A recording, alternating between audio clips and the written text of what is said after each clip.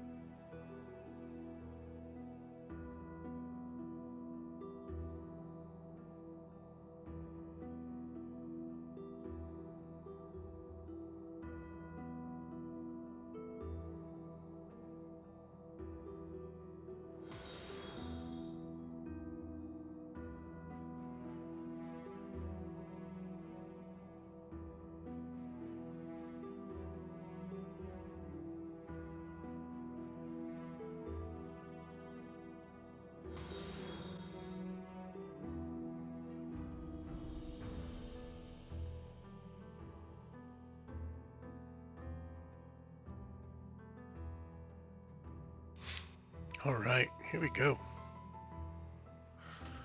Tonight we're gonna do the Pantry.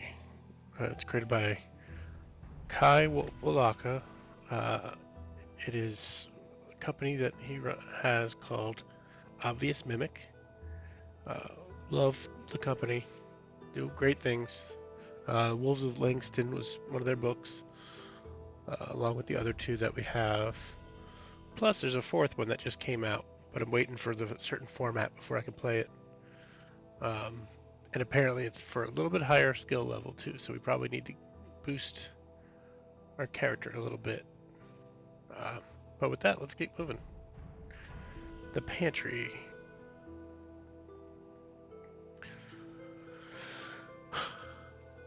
Alright, I can't hear past the music. Let me see.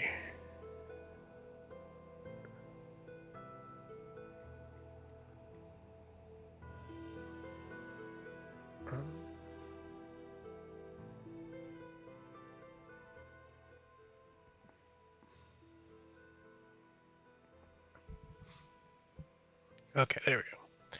The blizzard howls like a vengeful spirit. Actually, I'm going to try this too. They've got an audio thing.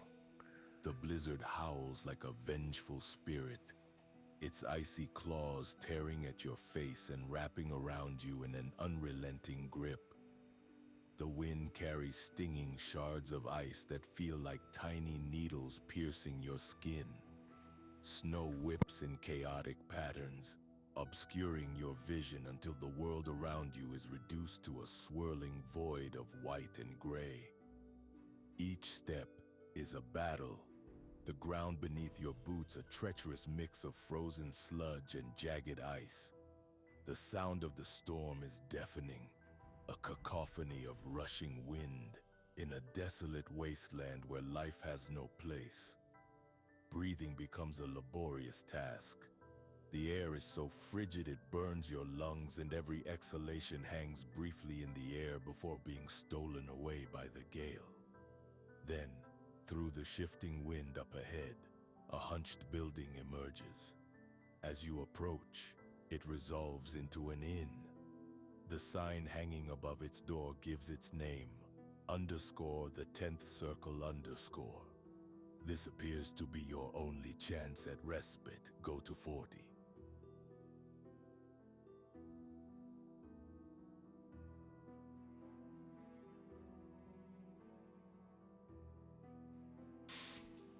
I think I feel better reading it myself. So I'm going to keep on doing that. Yeah. You approach the inn, drawn by its promise of a hot meal, a bright fire, and the company of others.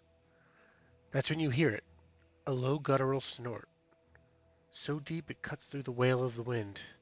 The sound is out of place here, foreign to the storm's endless roar. Then, the snow parts to reveal a huge shape. A wild boar stands before you, massive and hulking, its form wreathed in frost and shadow.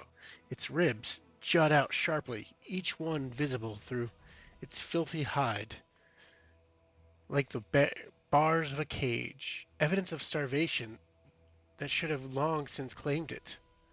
The creature's presence feels unnatural.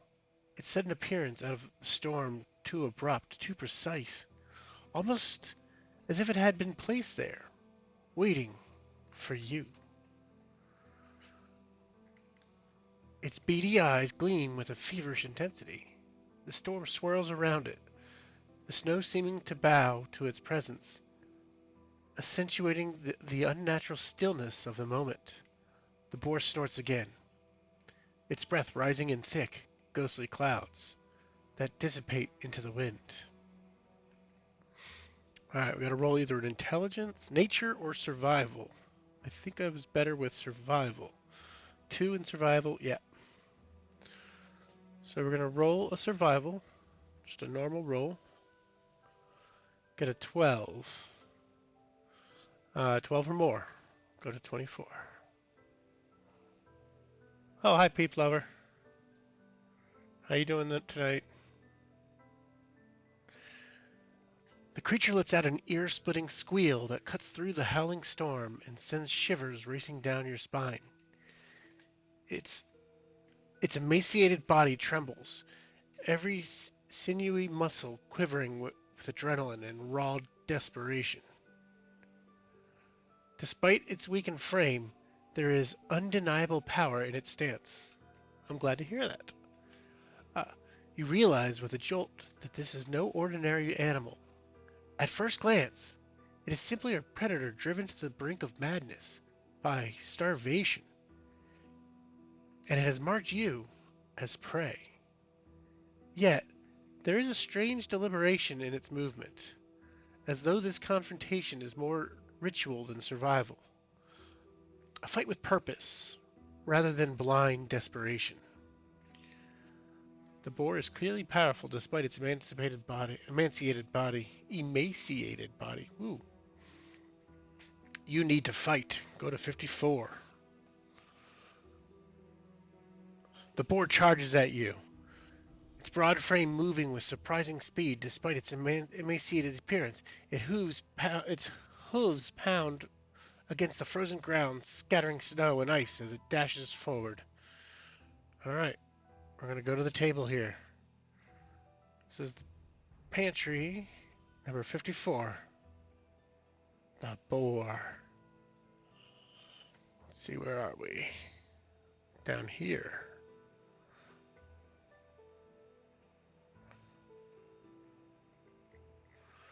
So the boar has 11 health.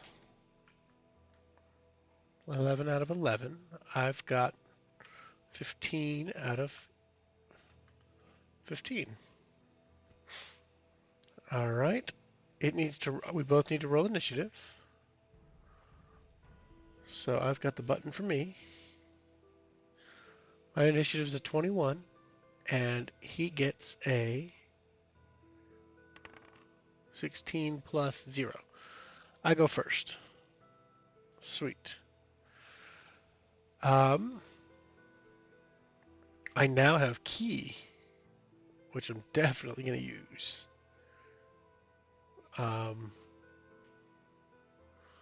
So I'm going to move up to it. I've got a speed of 40. 5, 10, 15, 20. Easily make it there. I will attack with my sword.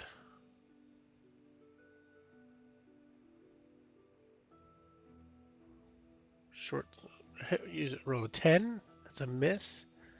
Does my flurry of blows have to be a hit, or after you take the attack action on your turn, you can spend 1 key point to make 2 unarmed strikes as a bonus action.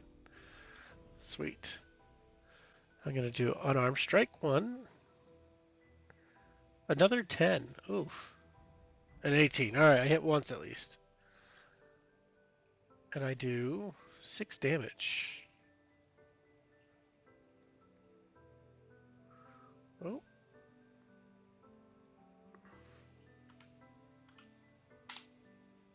Nope. Let's go 5 left. All right, boar's turn. Does not get to move. Relentless. If the boar takes 7 damage or less, that would reduce it to 0 HP. It's to 1 HP. Instead, after a short... Okay, it gets this once. If the boar takes 7 or less damage, that would reduce... Okay. It's going to attack me with its tusks. It's going to roll a d20, add a 3. 18, that'll hit. 1d6 plus 1. I take 5. So I'm down to 10. Oof. All right, my turn.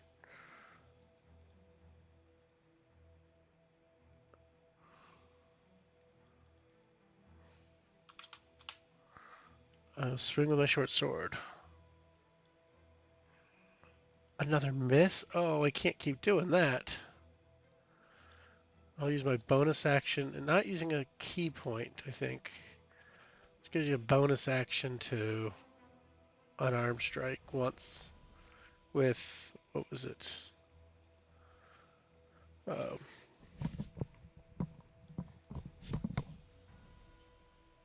I think it's,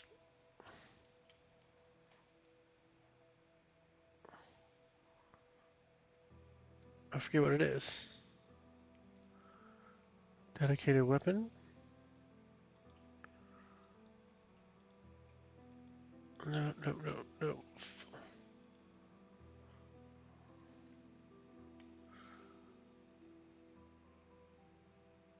Martial arts. First level, you gain the following benefits while unarmed or wielding only monk weapon. Dexterity over strength, a d4 in place of damage of an unarmed strike or monk weapon. This die changes as you gain monk levels. Use the attack action with an unarmed strike or a monk weapon on your turn. You can make one unarmed strike as a bonus action. Oh, I have some healing potions too. Keep that in mind. I will make another unarmed with my bonus.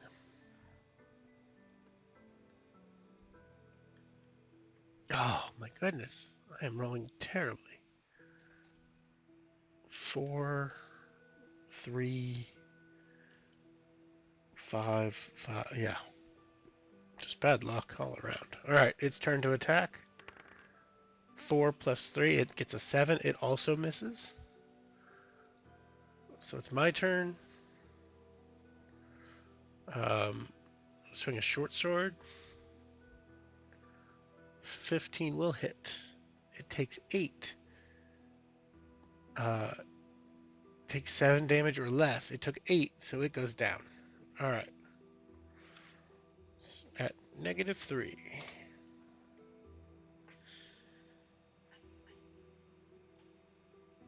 All right, back to the story.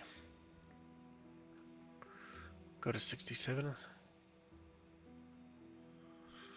The boar collapses to the ground with a heavy thud, its massive frame sending a shudder through the frozen earth. Steam rises from its wounds, twisting and curling in the icy air like a spirit departing its mortal vessel. There is no triumph in this moment, no sense of victory, only a quiet understanding that, in its own way, the creature has saved you as much as you have slain it.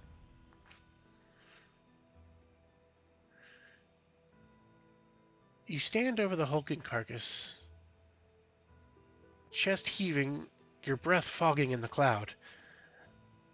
In the cold, the beast has been fierce, relentless, a primal force that challenged you.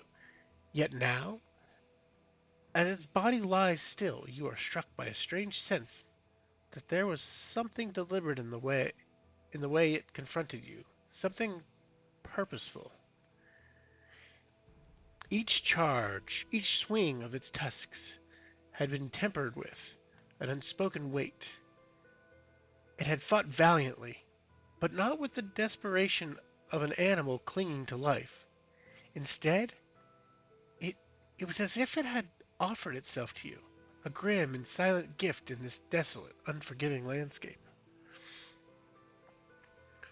You kneel beside the creature, running your hand over its frost-covered fur. The boar's ribs, so painfully visible, speak of its long suffering.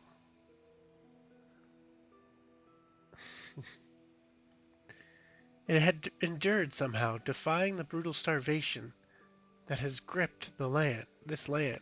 And yet it chose this moment, this fight, to let go.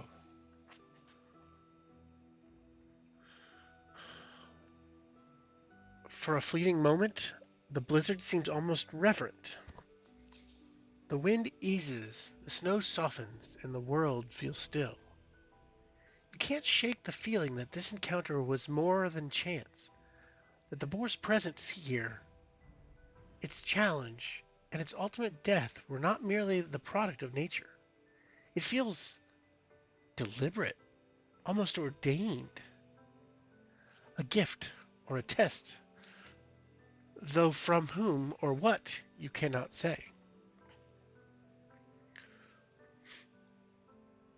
The storm resumes its unrelenting fury. The moment of calm swept away as the wind howls once more. You know you cannot wait. This land gives nothing freely, and the boar's gift is no exception. With, with the storm closing in once more, you can't remain exposed for long. The wind claws at your face, and the snow begins to thicken, reducing the world to a swirling haze of white. Through the shifting flurries, the tavern's windows bleed some of their light and warmth out into the blizzard with the promise of a shelter at least, and possibly a meal or a roast boar. All right, do we want to leave the boar where it is or bring its body into the inn?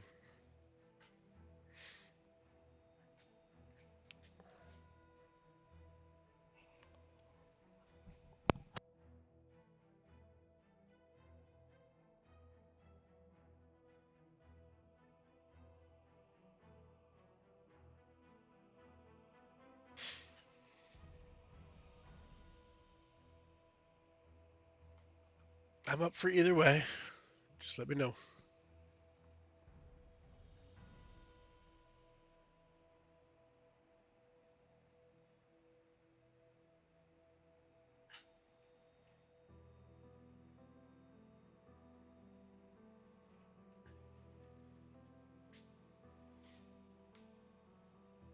All right, I'll bring it in.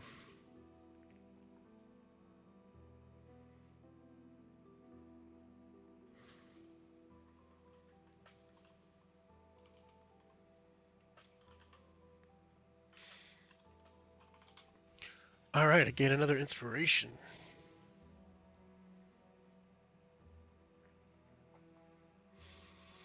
Gritting your teeth, you grasp the boar's legs, its massive weight dragging heavily through the snow. You bang the tavern door open in front of you and haul the boar carcass into the common room.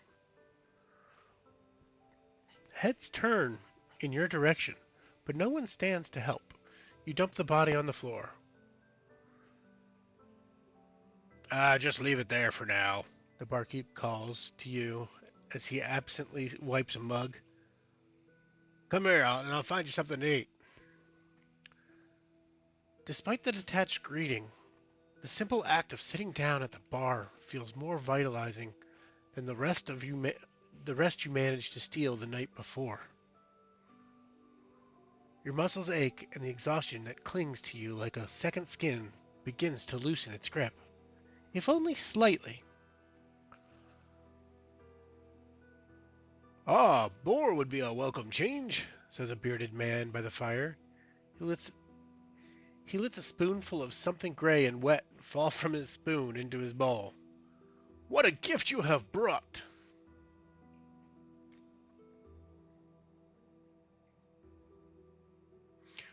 Water runs down your face and into your collar, and your clothes drip steadily onto the warped floorboards, forming small puddles beneath you. The tavern itself isn't faring much better. The room is dimly lit by a few flickering candles on the tables, and a handful of uh, smoky oil lamps mounted unevenly on the walls.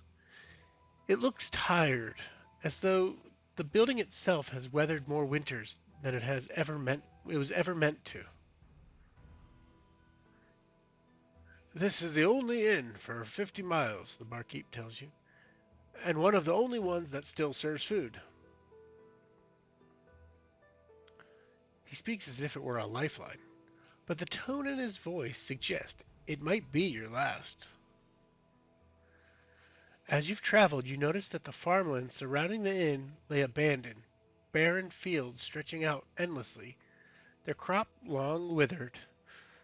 Even before the storm, it seems the land here was forsaken, offering no sustenance to those who relied on it. The patrons, thankfully, have returned to their own business, their initial flash of hostility fading into indifference. They drink, eat, and mutter amongst themselves, their voices low and unintelligible. All of them are older men, their hunched shoulders and coarse shoving reminding you of pigs jostling at a trough. Their subdued grunting and snorting is almost the only sound in the room, adding to the oppressive air of the place. The room feels smaller than it should, the walls pressing inward. Everything here, every chair, every table, seems built for utility, reduced to a bland and functional sameness. Like the patrons themselves, the tavern has surrendered any ambition of being more than what it is, a place to sit, eat, and wait. From a table near you comes the sound of the rhythmic scrape of a spoon against wood as someone finishes their meal. Slow, deliberate, repetitive.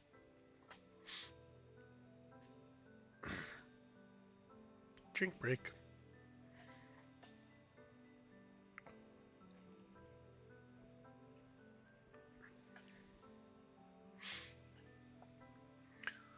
The room feels. Read that. The barkeep reappears, wiping his hands on a filthy rag as he leans over the counter. Listen, he says, his tone weary but not unkind.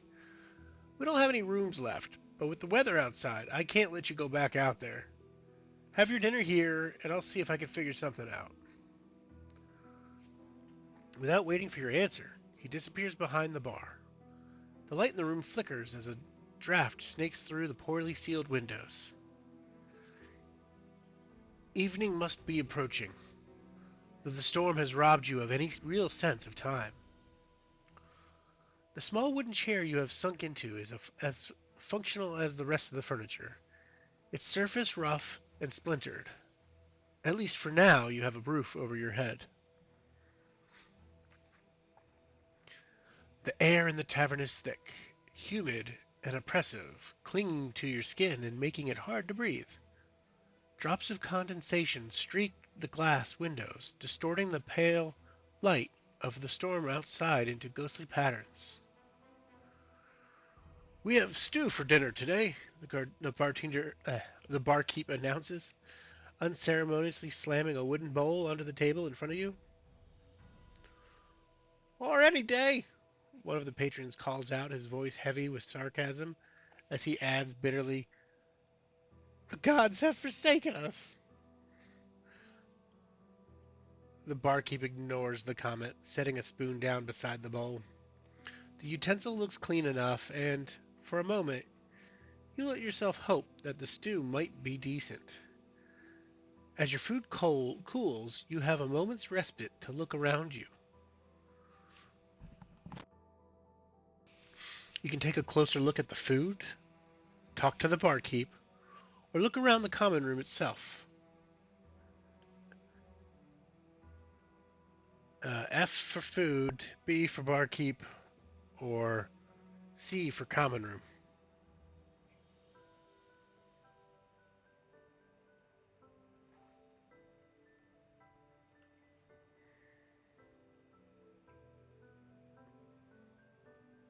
That was F.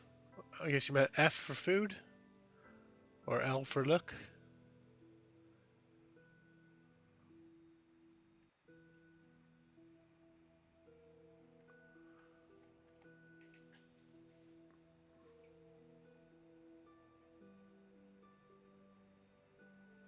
Look, okay.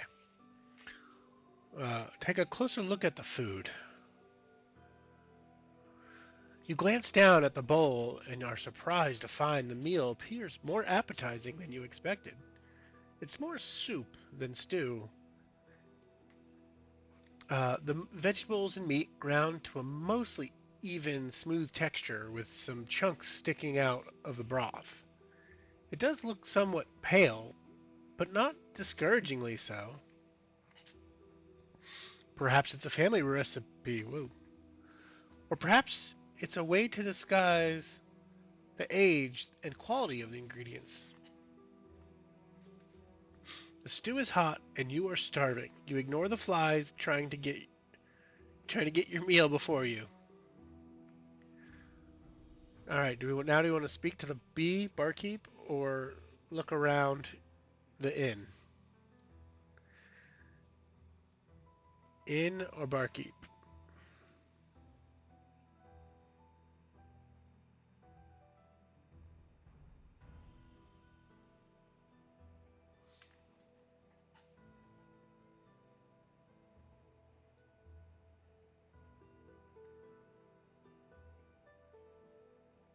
Inn. All right.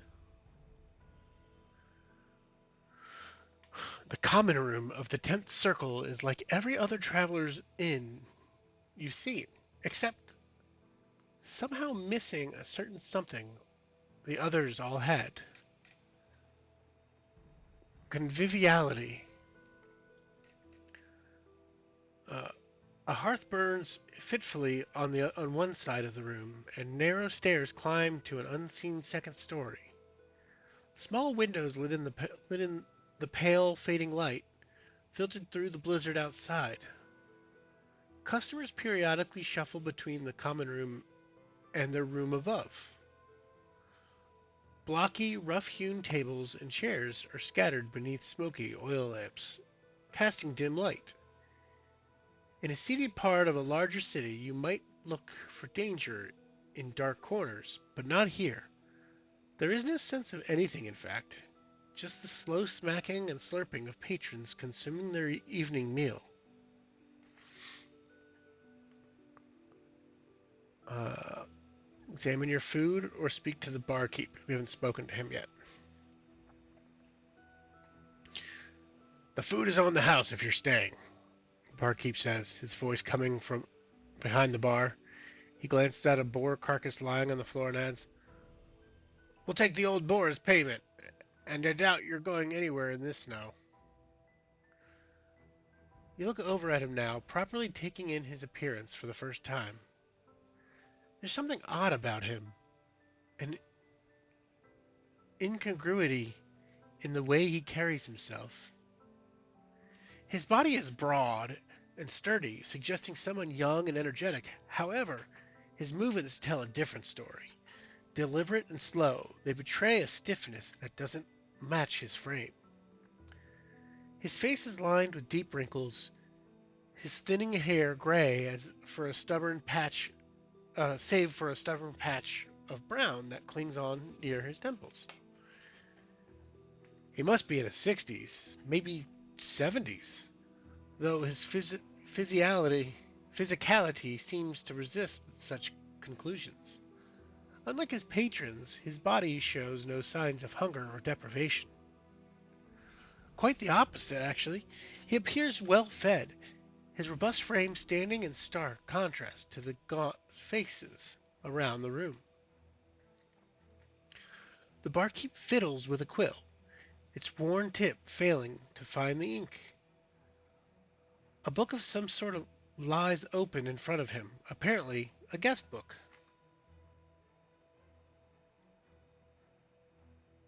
Your eyes drift back to the bowl in front of you, its contents still boiling hot.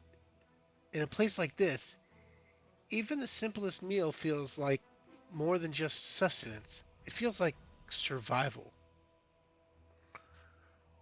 All right, we're ready to eat.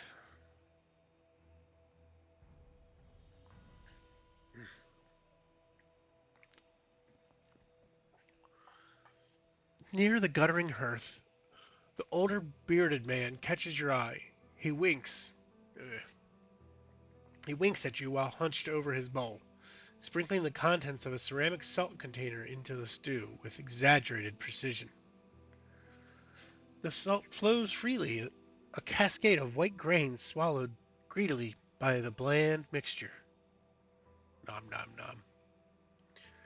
His lips twitch into the faintest smile, though it's a bitter, sardonic expression. His gaze flicks up, meeting yours again with an unsettling intensity.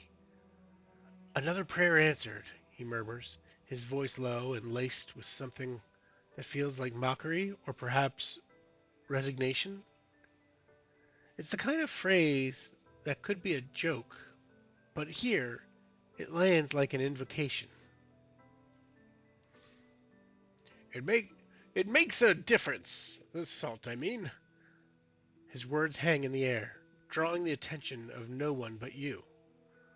Without warning, he throws the ceramic shaker in your direction. A dexterity check. All right, let's see what we got. +3. 15. Oh, that's more than 8. 8 or more. Go here. You snatch the salt shaker out of the air. The bearded man smiles and mimes, adding salt to his food before turning back to his bowl to continue with his meal. Makes all the difference in the world, he calls out over his shoulder.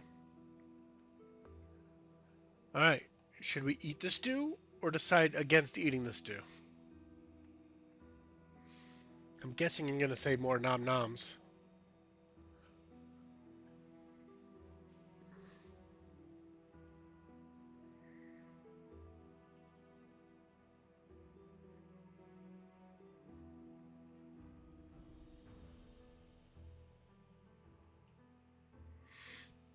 Yep.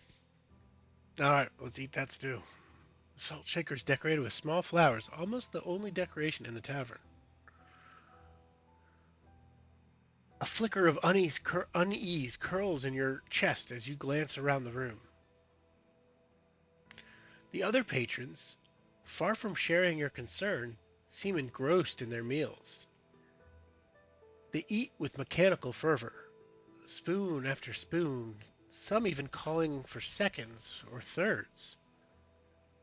Their movements are robotic, almost detached, as though the act of eating is more ritual than necessary.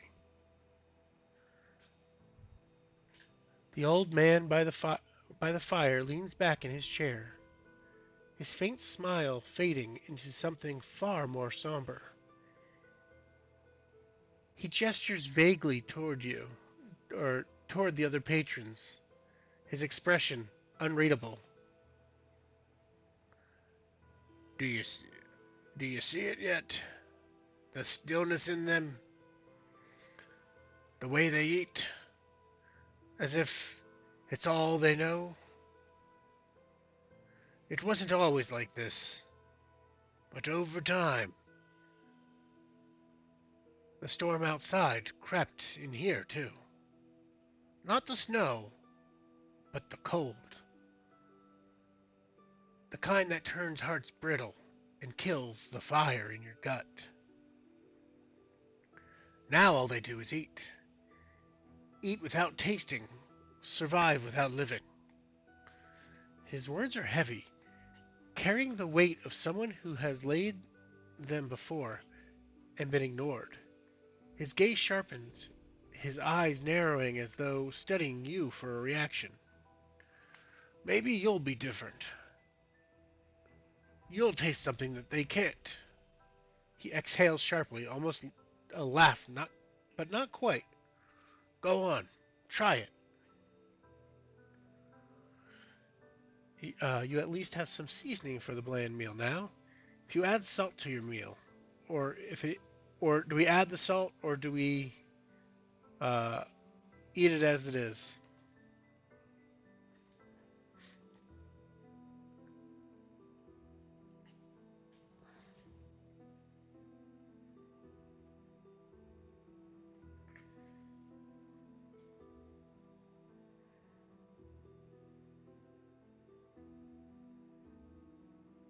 Salt. All right.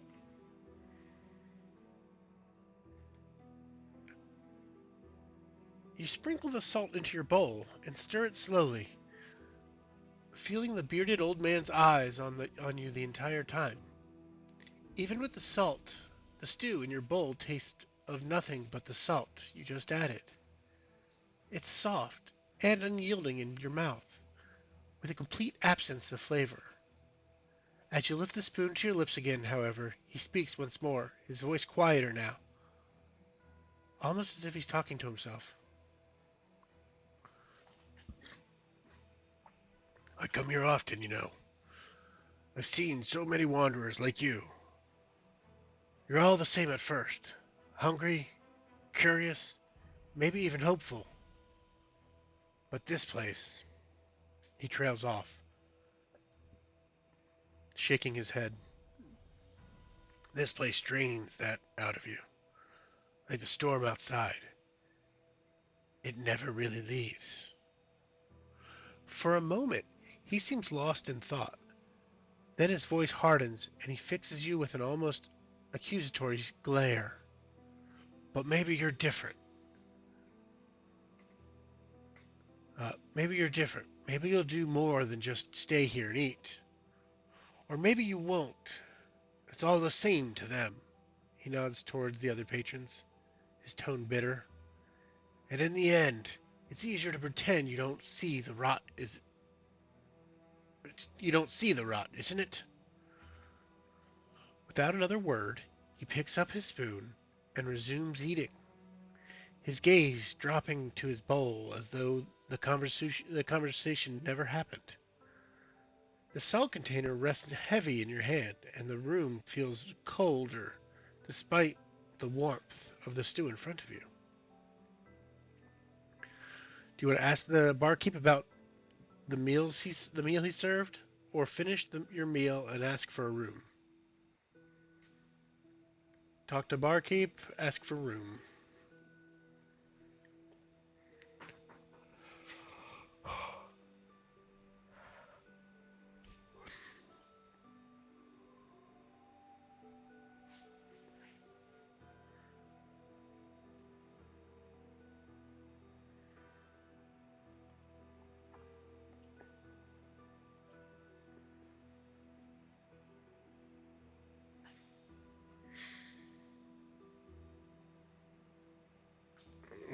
All right,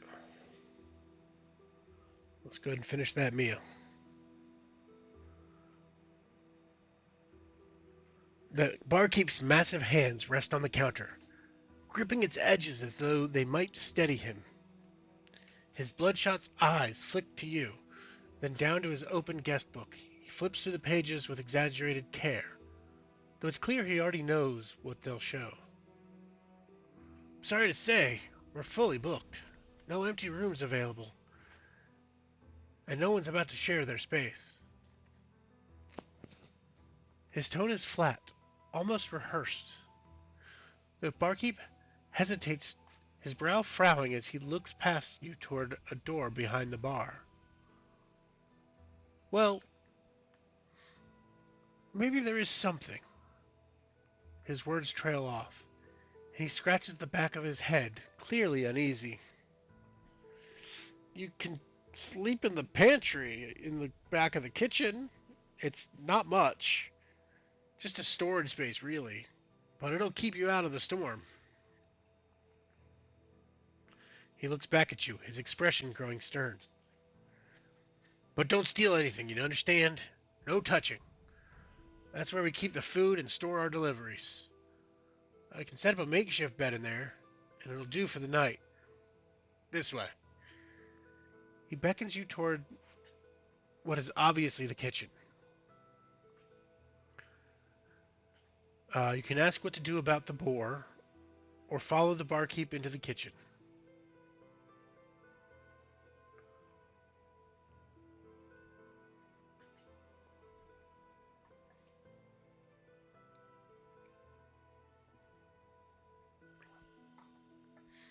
Ask about the boar, or follow to the kitchen.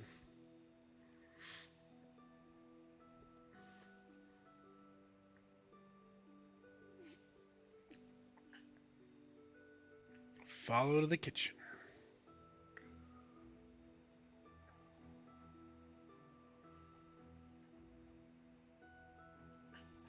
The barkeep nods again and wordlessly leads you toward the kitchen.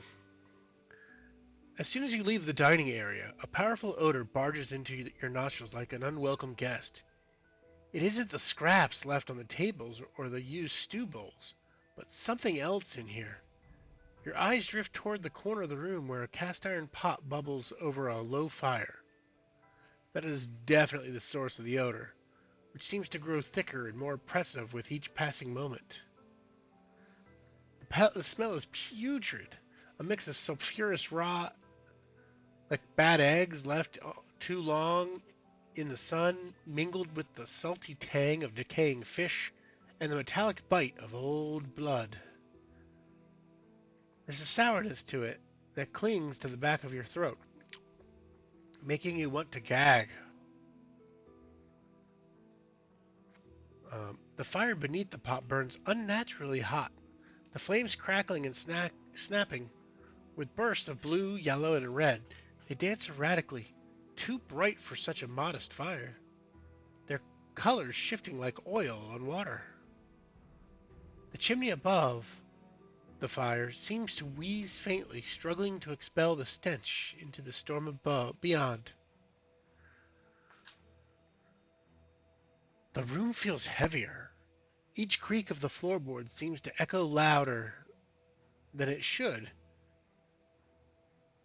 as though the tavern itself resents your intrusion. The faint hum of conversation behind you fades with each step, replaced by the rhythmic bubbling of the pot and the low hiss of the fire. The barkeep's voice rattles you out of your trance. Let me check something here.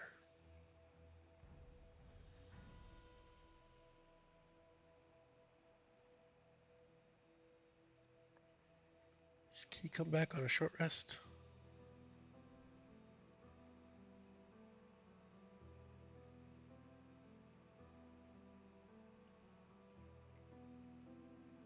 Finish a short or long. Okay, sweet. The barkeep motions vaguely toward the bubbling pot on the stove, sensing that where your attention is focused, it's free. Free with the room. No one's starving here, are they? You glance at his hands as he speaks. Thick and calloused, they tremble slightly as they search for something to hold. It's as though he needs an anchor, some object to distract from the uneasy truth lurking behind his words. Finally, he picks up a tarnished ladle, gesturing with it toward the pot. It's not so bad. Not once you get used to it. I prefer it plain, myself.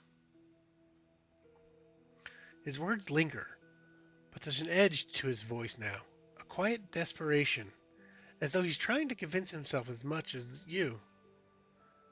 The bubbling pot gurgles ominously behind him, its surface disturbed by unseen movement beneath. You can't shake the feeling that this isn't just food, it's something else entirely.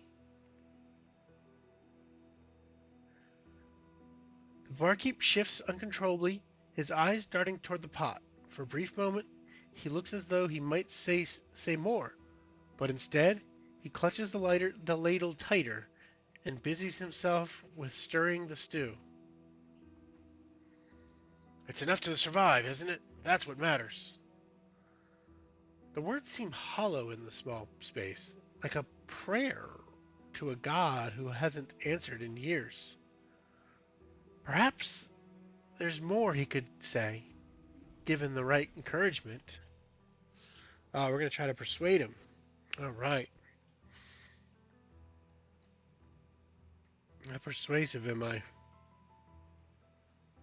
Uh, I'll use an inspiration. All right.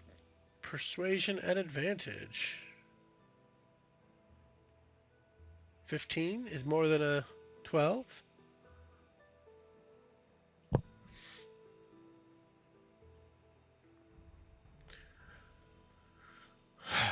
The barkeep exhales heavily, setting the ladle down with a faint clatter. His shoulders sag. I need to stand up. His shoulders sag, and for a moment he avoids your gaze, staring instead at the floorboards as though searching for the right words. Or perhaps buying himself time. Listen, all right. His voice lowers, thick with an edge of irritation mixed with reluctance. Once a month, there's this wizard, see? Comes to the inn, does some fancy magic, spins his hands around, mutters a few words. Hell, I don't know how it works. He waves a hand to motion, uh, the motion too quick, too defensive. His eyes, his eyes flick toward the door, leading back to the main room, and for a split second, you think you see them settle on one of the patrons. You turn to follow his gaze, but nothing seems out of place. The barkeep clears his throat, pulling your attention back to him. Anyway, I pay him a few silvers, that's all. He leaves us a couple of barrels of this stuff. I think he conjures it himself. That's why it tastes like nothing. He motions toward a large red painted barrel standing by the stew pot in the corner. There, see? Plenty to go around. Keeps them fed and happy. This is how we make money. It's a business. His voice wavers slightly as he says the last word, his hands fidgeting again, first adjusting his apron, then rubbing at an invisible stain on the counter. His face tightens as he continues, his tone growing defensive. Is that so bad? I don't think it's bad. It feeds the folk here, and it feeds me. We're not starving, are we? Isn't that what matters? This is getting weird. What's he hiding? He's repeating himself and gesturing vaguely at the barrel again. His mannerisms seeming forced. His gaze doesn't meet yours, but the apology in his face is subtle. A flicker of something unspoken lurking beneath his words. You glance at the barrel, its metal dulled from wear and faintly chipped near the rim. The wood looks swollen, warped slightly, as though it had held something far heavier than water or grain. The barkeep speaks again, his tone clipped and final. It's enough, isn't it? What more could anyone want? Uh, do you want me to show us to the pantry, or decide you'd rather leave the tavern altogether? I don't know. It's cold out. I don't know how far you'll get if you leave the tavern. But I don't know if I want to stay in this place. What do you think?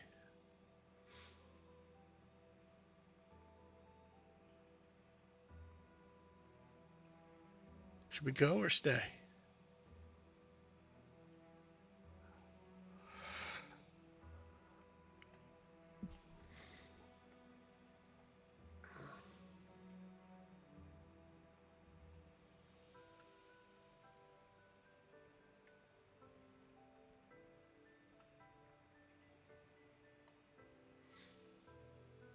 I think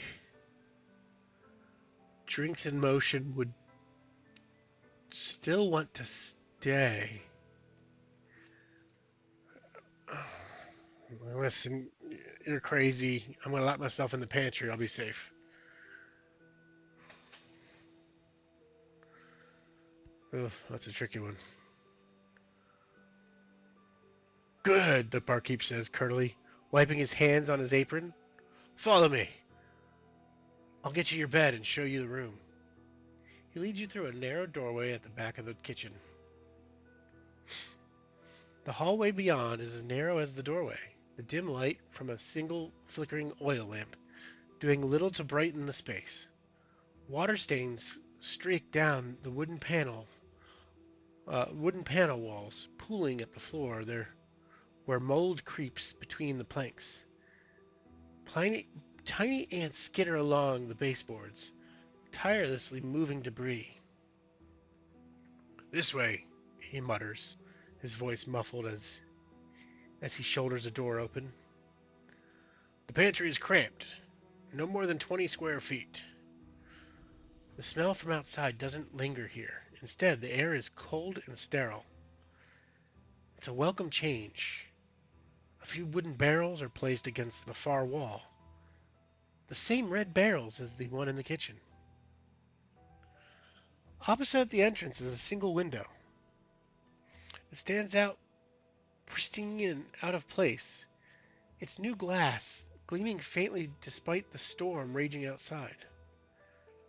Through the frost-covered pane, you can see the swirling semi-darkness of the blizzard, though its sound is muffled to make it feel distant and unreal.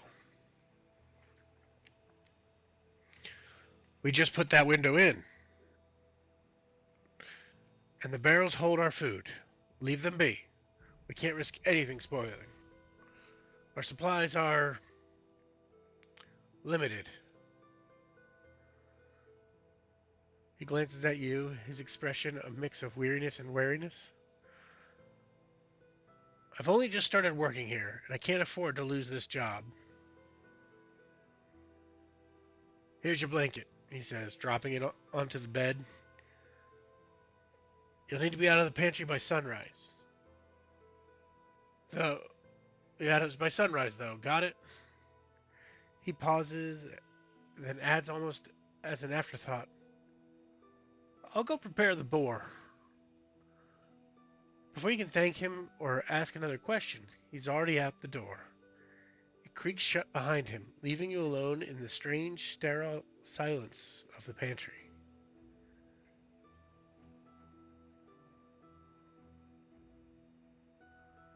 You can investigate the room, examine the window, go straight to bed, or stay alert through the night.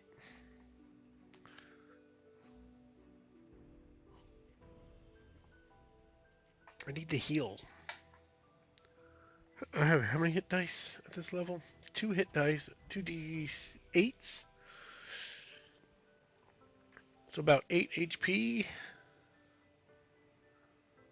What was my health at? It's at 10.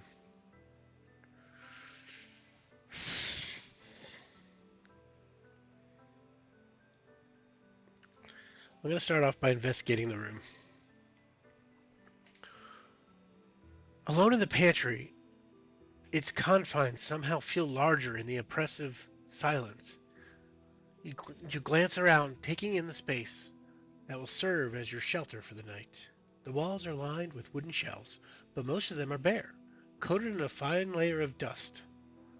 A few scattered items remain: a cracked ceramic bowl, a rusted tin can, and a single glass jar with something murky and unidentifiable inside.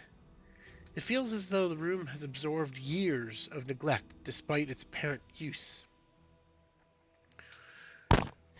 Your gaze drifts to the barrels the barkeep had mentioned. There's several of them, pushed against the far wall. Their surface is painted a dull blood red. The lids are tightly sealed, but faint scratches mark the edges.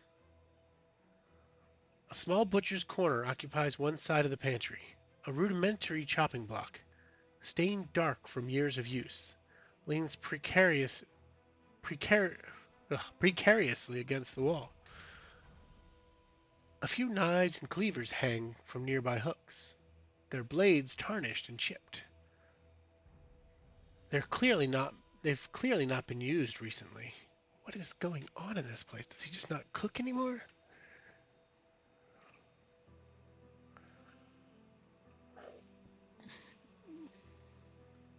A faint noise draws your attention. A soft creak, like the shifting of weight on old wood. You freeze, listening intently. But the sound doesn't repeat. Could have been the wind, the house settling, or your imagination playing tricks on you. But in the stillness of the pantry, it lingers in your mind like a whisper. You try to shake it off, the oppressive atmosphere of the room. In the eerie silence, the pantry feels more like a dungeon than a refuge. You approach the barrels, their ominous presence drawing you in despite the unease prickling of your neck. You can open one of the barrels, investigate the window.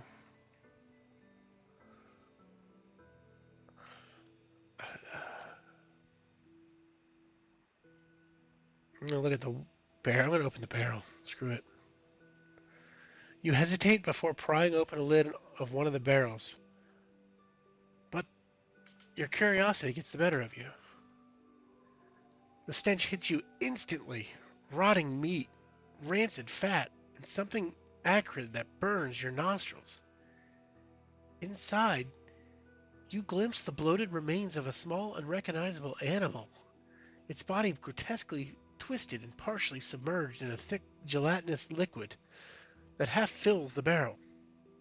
Your stomach churns, and you quickly replace the lid. I'm going to look at this window. You step closer to the window, its pristine frame an unsettling contrast to the rest of the weathered pantry. A thin veil of ice spiderwebs across the glass, distorting the view beyond. Despite the blizzard outside, it doesn't feel cold to the touch. It's strange, as if the window is detached from the storm raging just a finger's breadth away. Through the frosted panes, you can barely make out the barren farmland stretching into the distance. What once might have been fertile fields now lies a wasteland of churned mud and frozen earth. The skeletal remains of trees dot the landscape, their gnarled branches reaching skyward like desperate hands. The desperate outlines of broken fences and abandoned carts are scattered across the fields. Hints of a time when life thrived here. Now everything seems lifeless, frozen, not just by the storm, but by the weight of neglect. The entire scene feels wrong, empty, not just of people, but of purpose, like a painting stripped of its color and meaning. The window itself does look new, its frame pristine and untouched by the grime that clings to the rest of the room. However, the sill tells a different story. Deep scratches and gouges run along its edge, as though heavy objects had been repeatedly dragged through it. A smear of something red and dark stains the bottom of the sill, like it has been mistaken for the butcher's table nearby. The longer you stare, the more uneasy you feel. The storm seems to grow quieter, muffling the sound outside. It's as though the blizzard isn't just obscuring your view, but watching you in return. You step back, instinctively putting space between you and the window. Something catches your eye. Etched faintly into the glass are strange marks.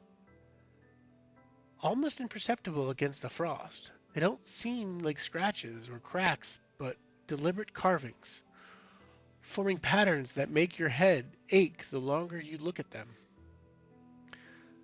At a glance, you can't tell if they're words, symbols, or something else entirely, but they seem to pulse faintly, as though alive with some unseen energy. You look back into the room, half expecting the barkeep or one of the inn's patrons to walk in and catch you snooping.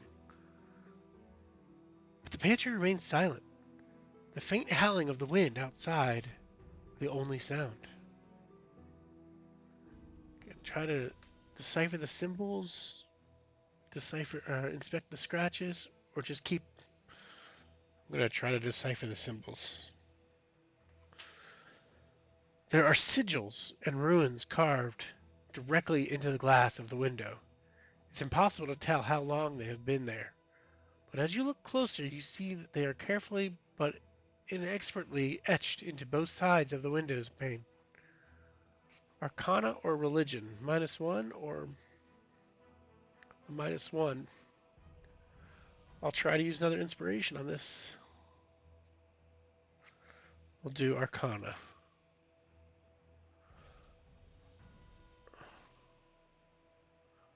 Oh, nope.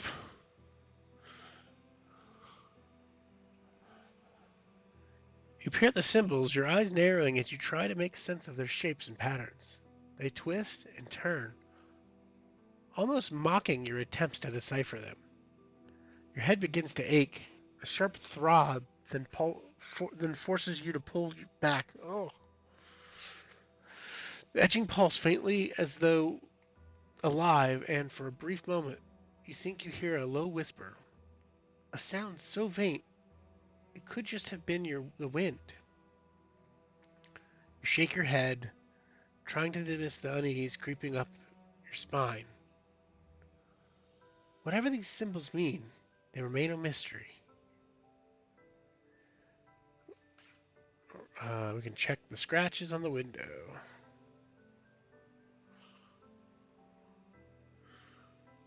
Though the window's frame boasts some of the freshest paint you've seen around the inn, it is marred by deep, ragged scratches.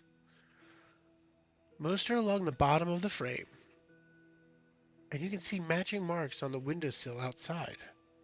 However, there are a few deep furrows dug into the wood of the window itself, and even the top of the frame. Investigation or perception? Do a perception at normal. 13, 12 or more. Yes! You crouch by the window, running your fingers along the small jagged scratches etched in the sill. They're deep and uneven, as though made in a frenzy. Your eyes trace the marks, and you notice something chilling. They form a pattern. Each set of scratches aligns perfectly with the edges of the window frame, as though something had gripped the sill tightly, pulling itself through. The dried residue smeared across the scratches catches your attention next. You touch it hesitantly, rubbing the substance between your fingers. It's not mud, as you first thought. It's something darker, stickier, with a faint metallic tang. Blood, but not fresh, old, congealed, and smelling faintly of rot. A thought creeps into your mind. Whatever made these marks wasn't trying to get in. It was dragged out.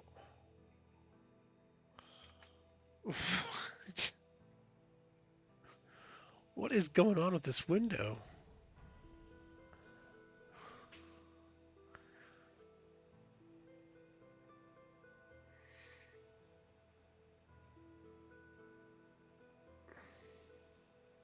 I I am not going to take a rest.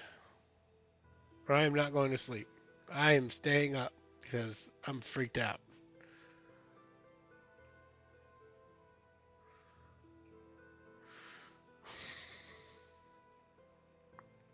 Though the bed is comfortable enough, you decide to stay alert in this strange inn. You begin to acclimate to the screaming din of the storm outside. So much so that you don't realize when the screaming of the storm actually stops. Looking to the window, you see that the white on black of the frigid night has been replaced with a ruddy glow. However, it is far too soon for dawn to be breaking. That the screaming of the wind has now been replaced by a low, all too human moan. Before you can approach the window or move away, a dark shape wavers outside the glass.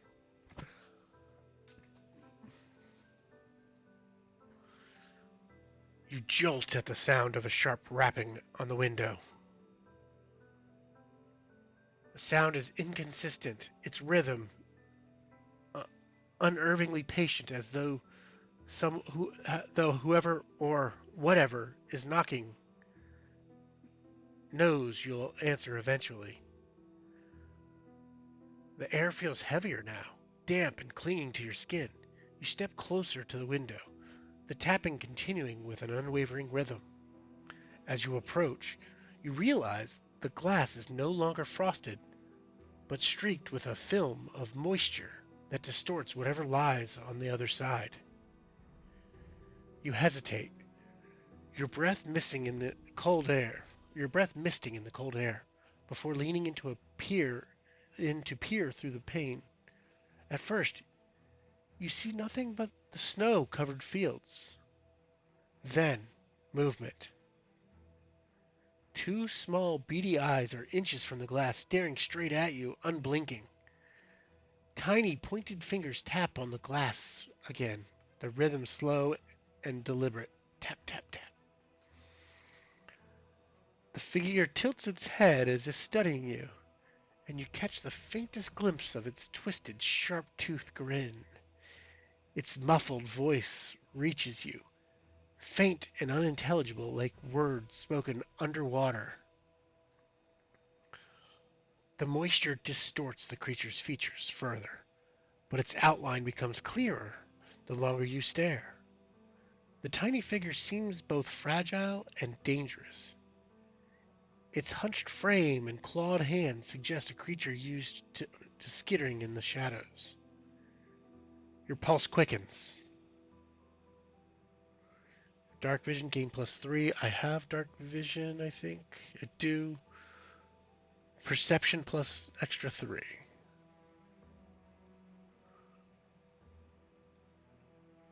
Normal roll. Oh my gosh, come on. Do I get any kind of... What's my cat talents? Perception, no. By popular demand, what does this give me? Receive free lodging or food of a modest, comfortable standard as long as you perform each night. Darn. Get under 12, go to 27. The creature's small, yellow eyes gleam with a strange intensity, studying you as if it knows more about you than you'd like. Its wry frame is perched on clawed hoof-like feet,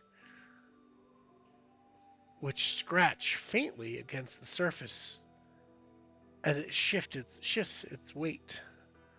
A long sinewy tail coils and uncoils behind it, twitching erratically, almost as if it has a mind of its own.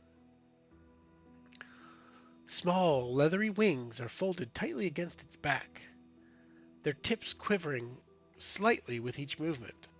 The creature's entire presence exudes an unnerving energy, a mix of animalistic vigilance and something more cunning. It doesn't seem immediately hostile, but its sharp claws, barbed tail, and glinting eyes leave little doubt that it's far from harmless. Whatever this thing is, it clearly doesn't belong here, and neither, you feel, do you. Suddenly, the window bursts open with a deafening crash. Glass rattles in the frame as the wooden shutters slam against the wall. A violent gust of wind tears through the room like an uninvited intruder. However, instead of a rush of cold air flooding into space, you are met with a blazing heat. Where you expected to see the empty fields and farms you passed by, you are now seeing an endless plain of dark, deep red. The smell has returned. The smell of the food cooking on the stove in the tavern kitchen.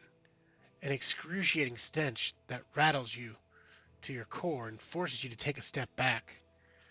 You look past the creature in front of you and into the distance. Rivers of blood twist and churn like a sluggish lava, their vicious surfaces reflecting a sickly red light from no discernible source.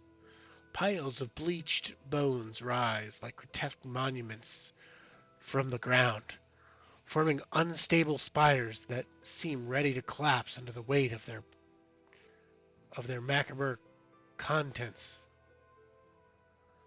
Some of these piles are shaped into crude altars, their surfaces slick with gore, with dead and dying creatures on top of them, waiting for a final release. Huge pits filled with bodies, humans, animals, and countless others, are feeding the streams. Putrid, thick liquids moving slowly, disintegrating corpses pass by, and skeletons piled up on the river beds are seemingly mocking the recently deceased. A low, almost inaudible hum vibrates in your chest, mingling with distant wails and cries that echo endlessly. The sound is faint, yet it crawls into your ears, a haunting chorus of agony that seems to emanate from the ground. Streams of bubbling, putrid liquid traverse the rivers of blood, their surfaces dotted with floating remains, bones, limbs, and unrecognizable chunks of flesh. Occasionally, the streams converge into pools, where twisted, multi-limbed creatures stir and shift the feet to feed themselves. Their movements send soft ripples across the surface. Above it all, the sky glows an unnatural red, streaked with veins of black that pulse like diseased arteries. Closer to you, the creature perches on a window frame, its tiny body stark against the chaos behind it. Its red skin glistens with sweat, and it adjusts its glasses with an air on nonchalance.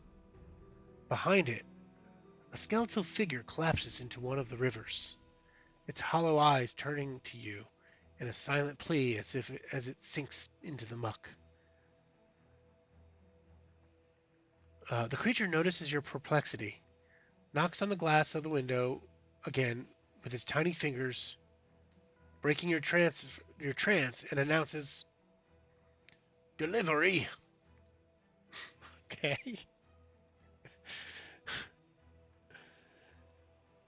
Page 32, or number 32.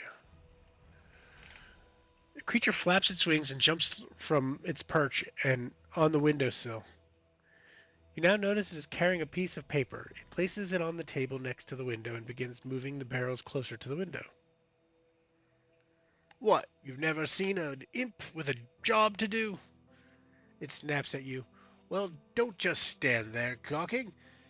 Help, or get out of the way."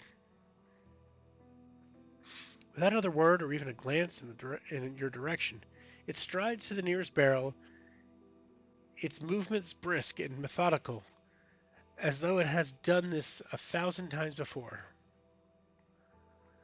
It produces a tiny metal ladle, stained dark with who knows what, and flips open the lid of the barrel. A putrid stench immediately fills the room. Oh, the kind of odor that makes your stomach churn and your knees wobble. It smells of rotting flesh, rancid bile, and something acrid that stings your eyes. The imp doesn't seem to notice, or just doesn't care. It hops back to the window, lifting the ladle in one clawed hand and balancing a small pitted bucket in the other, with an ease that uh, bellies its tiny size. It dips the ladle out of sight into the hellscape beyond the window. You watch as it scoops up a thick, viscous sludge. The liquid glistens in an unnatural sheen, uh, a swirling cocktail of black, red, and sickly green. Small chunks float within, too malformed to identify, but unmistakably organic. Steam rises from the bucket, carrying with it the same wretched stench. All right, what do we do? You can ask what the imp is putting into the barrels, ask why the imp is filling the barrels with sludge, or let it finish its work quietly. Or I can attack it. All right, Navin, what are we doing?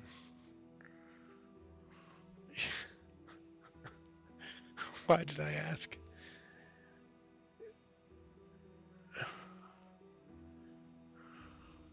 Let's do it. The imp cracks its tiny knuckles with a look of glee, as if been waiting for this day for a very long time. Oh,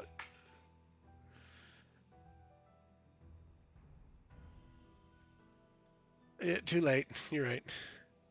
Finally, a little excitement. It says, "Just don't make me late for my next delivery." Oh God.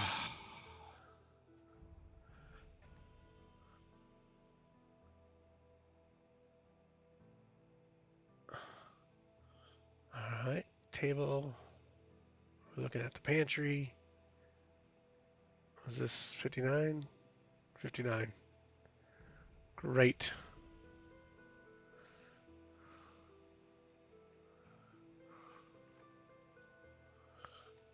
This isn't 59.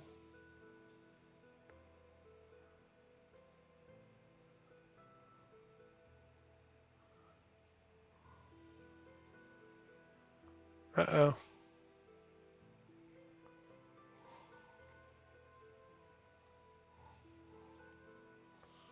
It's not working. Do a refresh, see if that fixes it.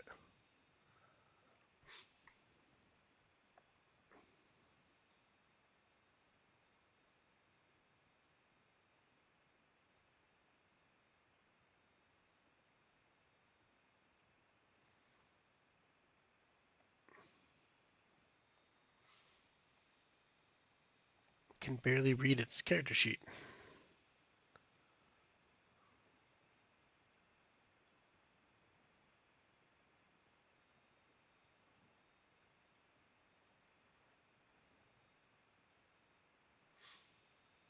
Let's see if I can get the table.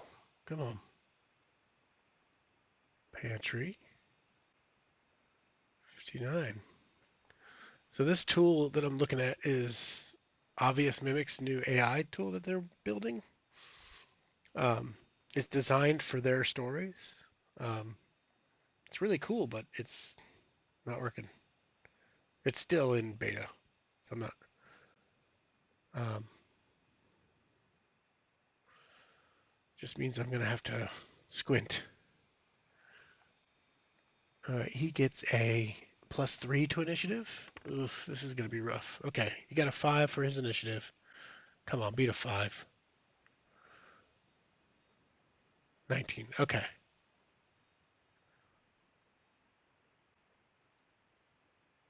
Yeah, so I'm trying it out for them. I chatted with the creator on Discord. I'm in their Discord, and he hooked me up with access to it. So I'm trying out. They're trying to design it um, for solo campaigning. Like they've got the Wolves of Langston in here.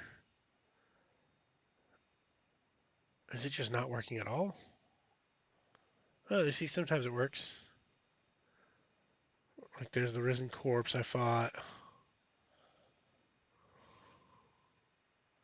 Just taking its sweet time.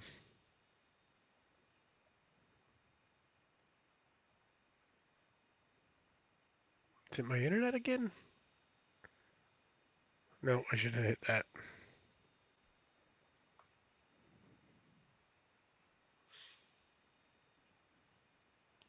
He also did mention that I think they're rolling out version 2. It might be doing it right now. I'll see. Let me see.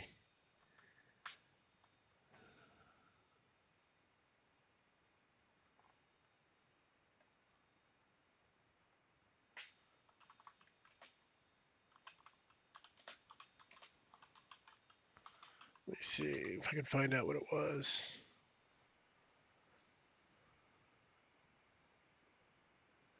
Um,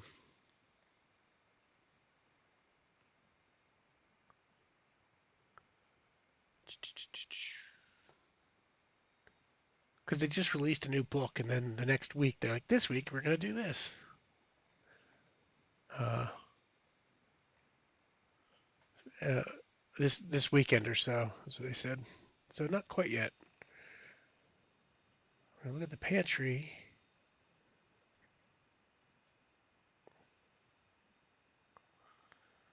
Well, I'll just go with the story.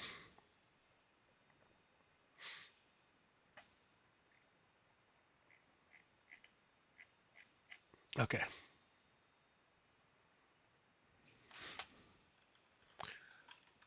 Um,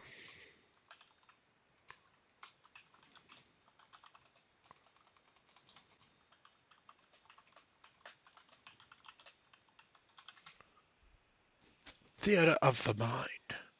I rolled higher initiative, so I get to go first. Um,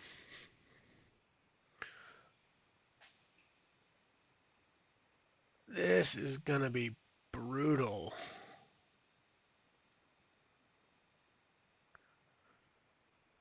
Um, let's see. 1d4 plus 3 piercing damage. Must take a con saving throw or take. Holy crap. I think I just killed. I think I'm about to kill off Drinks in Motion. Um, let's see.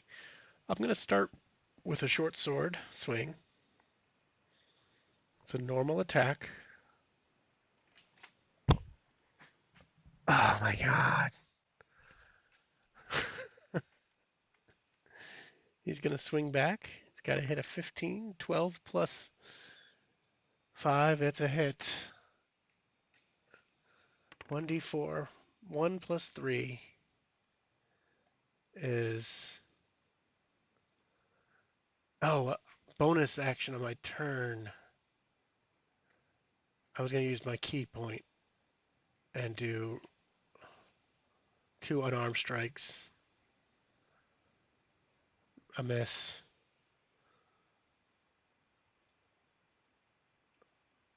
14. I hit once. Yes. So 22 minus 6. I gotta write stuff down because I don't have the thing.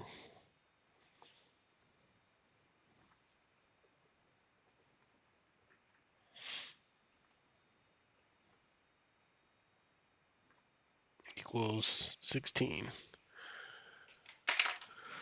Oh boy. We got this. We got this.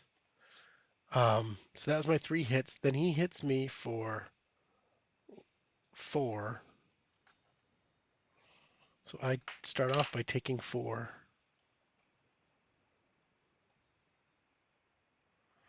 Put me down to 6. Oh my god. Oh. Deep breaths.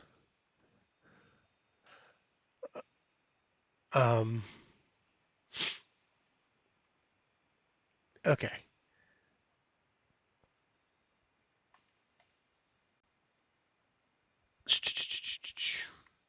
Then I have to take a con save throw.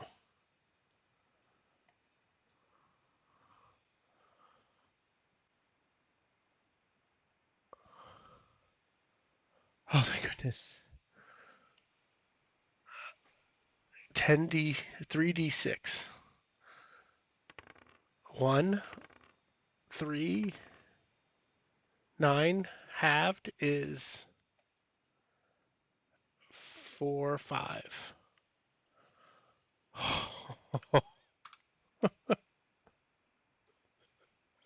There's no way I'm doing this.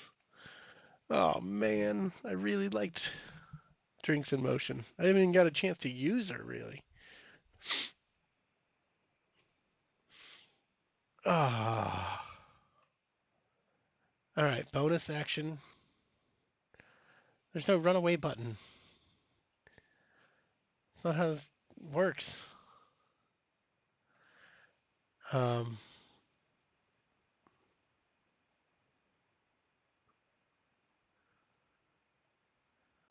oh, what was his speed? Flight of 40. No, I wouldn't be able to do that. Um,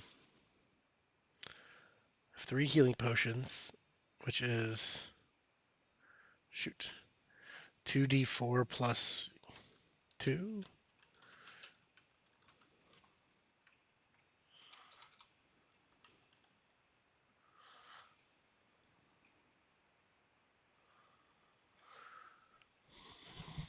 Better be good. 2d4 plus 2.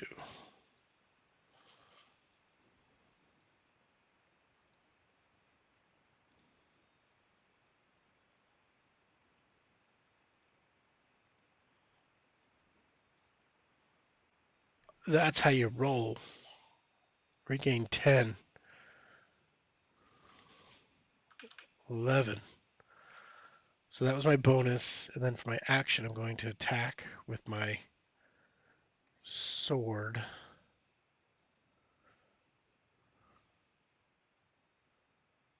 Use an inspiration. 14. Roll again. I hit, but roll again to make sure I don't get a 20. Boom! That's how you do it.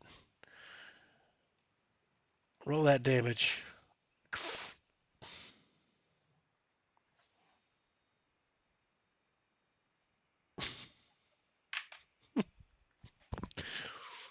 One? Really? I have a chance. It's a very small chance, but I have a chance. Okay, it's his turn. He's going to attack with a sting.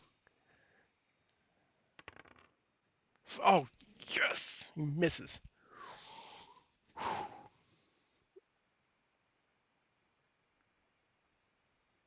Okay. All right. Here we go. Here we go. My turn. I'm going to short sword at him. Boom. Down. He goes down. Oh my gosh. Oh, so glad I have those health potions. I did mark it down right. Down to 2. Potion of healing.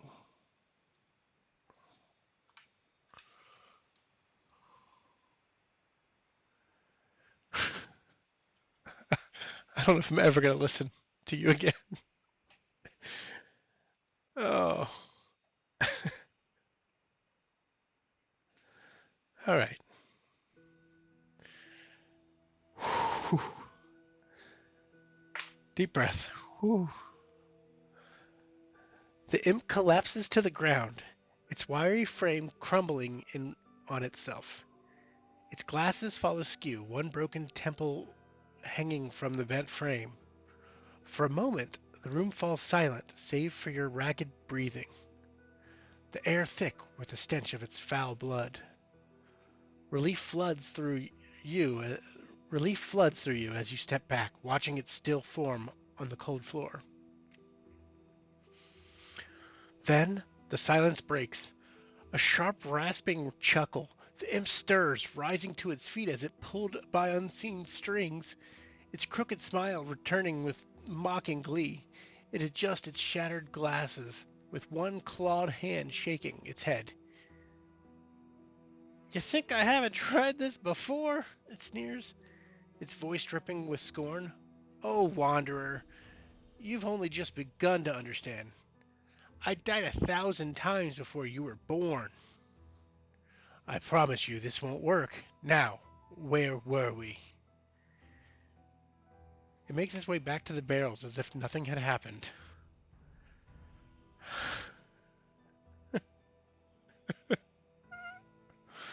What the hell? Oh my god.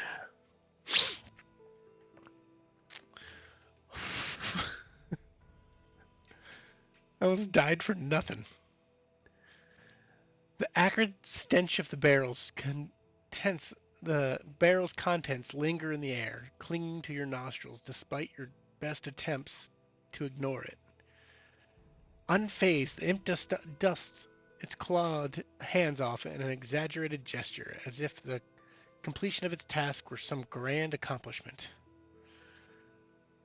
It mutters something under its breath in a guttural language, the words sharp and clipped, before turning its attention to you. Picks up a piece of paper it had placed on the table on arrival, and you notice that its edges are smeared with dark stains you'd rather not identify.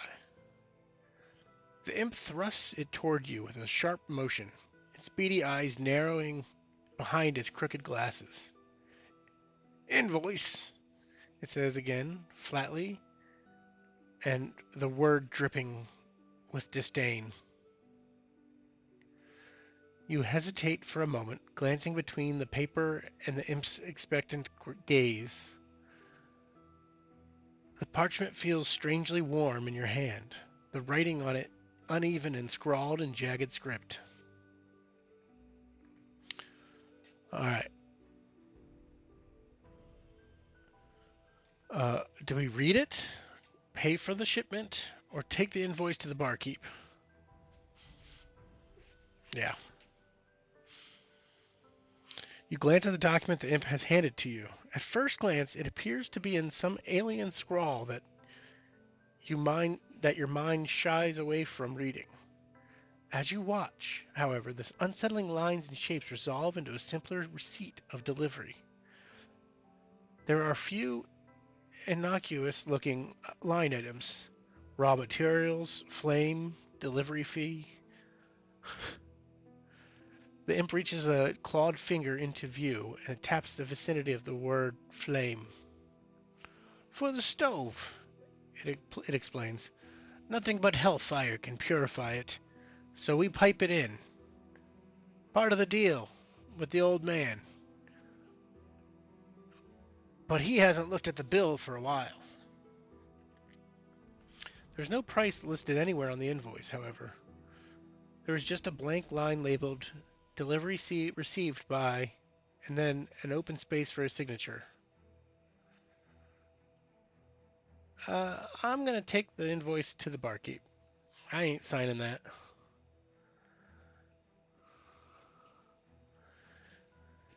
You accept it from the imp, and it gives you a smile and a wink. And there you are, doing as you're told. Its size.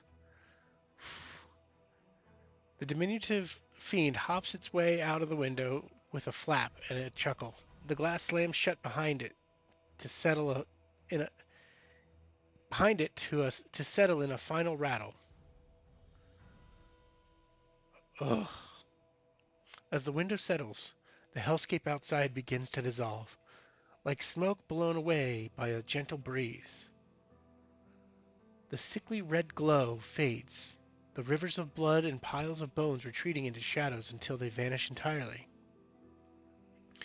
The view beyond slowly comes into focus, like a painting emerging from beneath layers of grime. The skeletal trees, which once stood lifeless and frozen in the storm, now shimmer faintly with the delicate green of a few budding leaves. The barren fields appear softer, their churned soil kissed by the earth warmth of sunlight breaking through scattered clouds. The transformation is almost imperceptible at first, but as the moments pass, the harsh grip of winter seems to release its hold on the land. The air seems lighter, the stark stillness of the blizzard replaced by a faint, distant birdsong that carries the promise of life.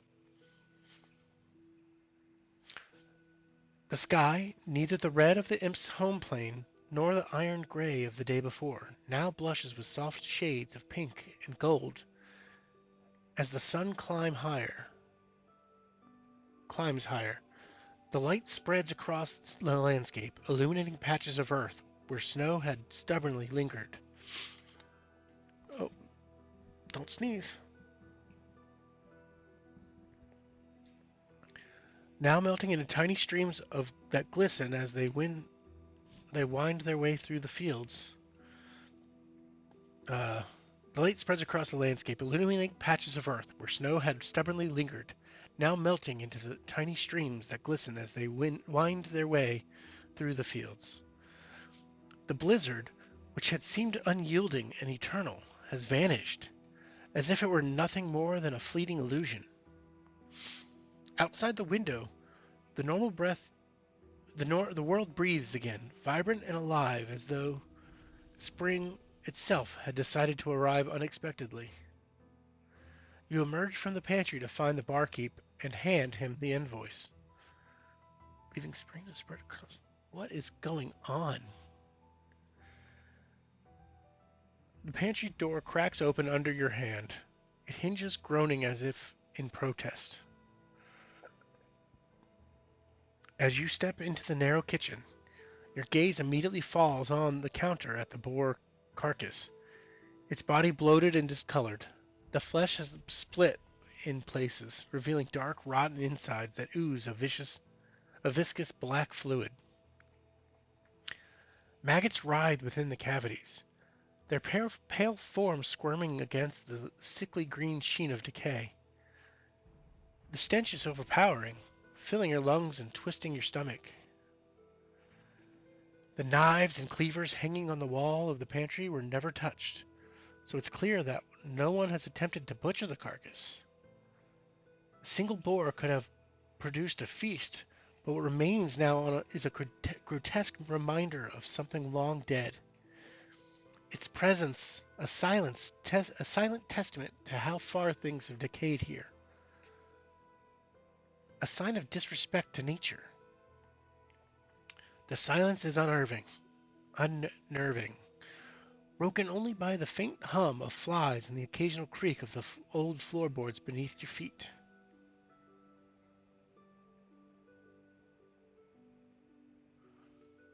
Yeah, nope, I'm not touching that thing. The tavern is dim, its corners lost in shadows despite the weak sunlight streaming through the windows. The barkeep stands behind the counter, hunched over like a penitent at an altar, his hands pressed firmly against the wooden surface. His hair seems grayer than before, and his skin sags with the weight of years, as though he's aged decades overnight. The bearded man who threw the salt is sitting next to the hearth, and it's not clear if he even moved all night. He has a half-full bowl of stew on the table in front of him. Each spoonful he eats seems to take more effort than the last, and he seasons each bite with a sprinkle of salt. The barkeep looks up as you enter, his eyes sunken and bloodshot. When he speaks, his voice is low and reverent, each word heavy with a grim certainty.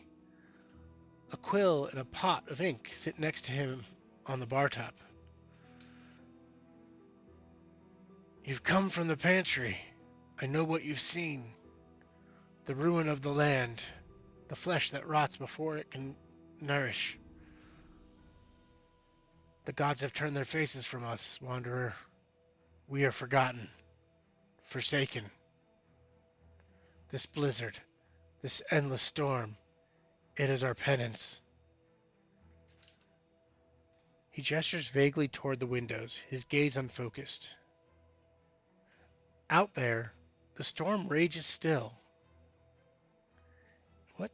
It has swallowed the sun, the seasons. Oh, he's reading. Out there, the storm rages still. It has swallowed the sun, the seasons, and hope itself. It is eternal.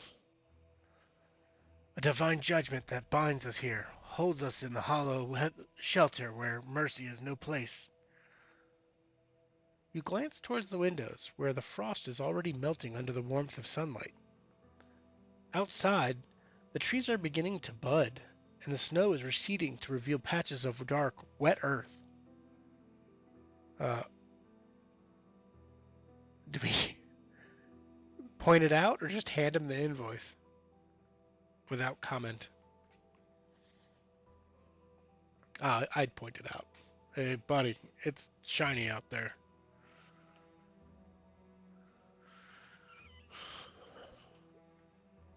The barkeep freezes, his knuckles whitening as he grips the counter. He blinks once, twice, then shakes his head vehemently. A faint, desperate smile twisting his lips. He stares at you deeply, now repeating with unshaken certainty. The storm will never stop. It cannot stop. The price we pay for silence. It keeps us alive, you see. Without it, we would cease. You tell the barkeep to wake up and look outside, gesturing to the green-splashed golden sunlight just outside the inn. He glances at the window and looks at you in confusion. The storm rages on, he says dejectedly. Same as it always has. Probably always will. As he's talking, a customer ambles up to the bar with an empty bowl. Without looking at him, the barkeep takes it and produces a bowl full of the grayish stew.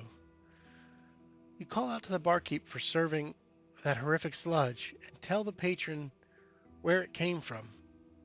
The patron just shrugs and accepts the bowl. Uh, he starts spooning it into his mouth as soon as he takes his seat. I believe you accepted the delivery, the barkeep sighs. Do you still have the invoice? You extend the invoice, but the barkeep shoves it back toward you with trembling hands. You extend the invoice, the quill balanced atop it, its tip glistening with fresh ink. Please, he implores, his voice breaking under the weight of desperation. It must be paid. Someone must bear the cost. Or we lose everything. Sign it. Sign it. And perhaps the gods will hear us this time. Sign it, or we are all damned.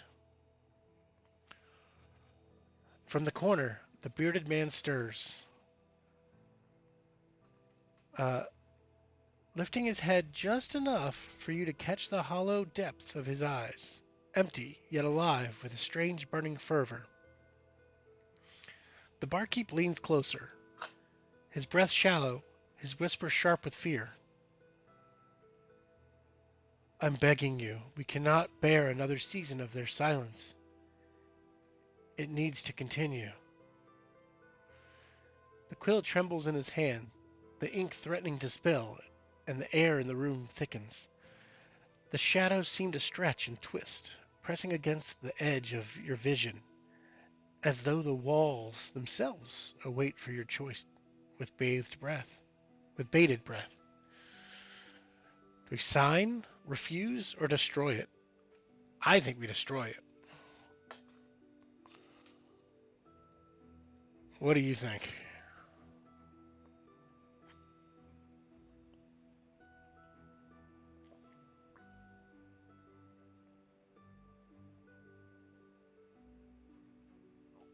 Yeah.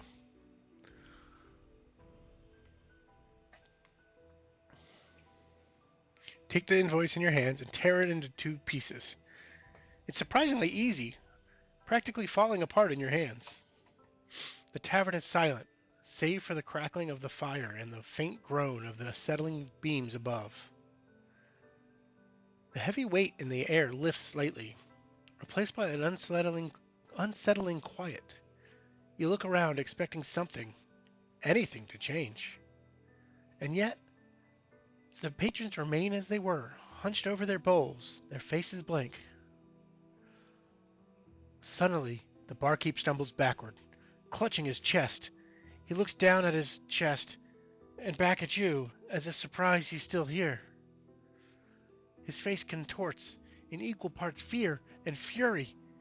You don't understand, he hisses, his voice trembling. Without it, we'll lose everything we have. Then, for a brief second, you see the light return to the barkeep's sagging eyes. He stands straighter and takes a deep breath.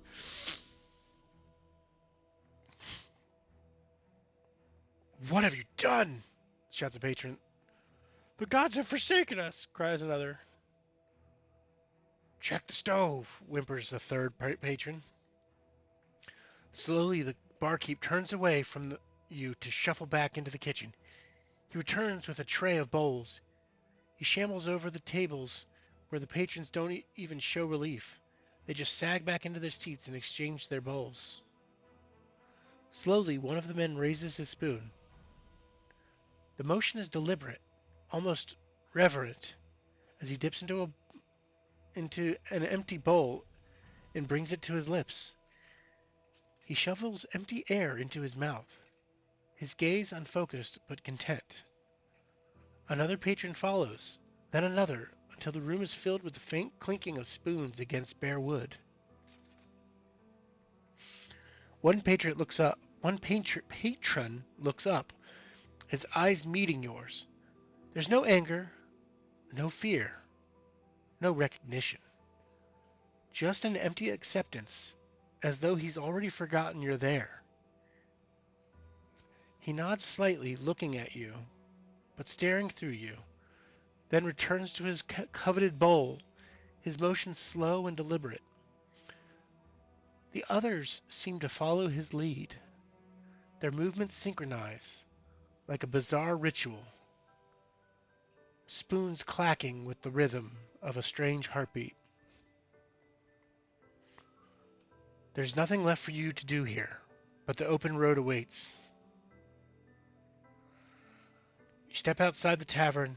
The crisp air feels lighter. The storm is finally gone. But an uneasy stillness hangs in its place. What? Go away, imp. Don't tell me you're back.